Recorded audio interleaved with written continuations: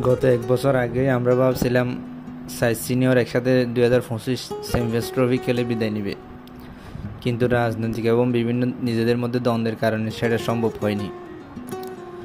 এখন দুই সিনিয়র মুশফিক এবং মাহমুদুল্লাহ চ্যাম্পিয়ন্স ট্রফিতে কেন আছে সেটা নিয়ে প্রশ্ন উঠেছে। তাদের ফর্মহীনতায় সাইড দিক দিয়ে দেওয়া আছে বিভিন্ন ধরনের সমালোচনা। বিসিবিও তাদেরকে বিদায় দিতে চায়। চ্যাম্পিয়ন্স ট্রফি শেষে বাংলাদেশে ওরা আসলে ওদের সাথে বসবে বিসিবি, বসে বিসিবির সিদ্ধান্ত জানিয়ে দিবে। তাদের কাছে জানতে যাওয়া হবে তারা কী করতে চায়। তারা 4 জন থাকলে হয়তো বাংলাদেশ সব ম্যাচ হারতো, তবেও তাদের একটা ইচ্ছা ছিল 2025 চ্যাম্পিয়ন্স ট্রফি খেলে বিদায় নেবে।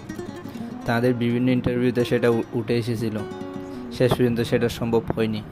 সাকিব, তামিম, মুশফিক, রিয়াদ, মাশরাফি এদেরকে একসাথে দেখলে কেমন জানি আবেগী হয়ে যায় আমরা। দেশের ক্রিকেটে হয়তো এরকম ফান্ডফাত তৈরি হবে না, হলে হয়তো মানুষের মনে এভাবে জায়গা করে নিতে পারবে না। অবশ্যই আমরা তাদেরকে মিস করব। রিয়াদ, মুশফিকেরও কি এখানে থেমে যাওয়া উচিত? আপনারা কি মনে করেন?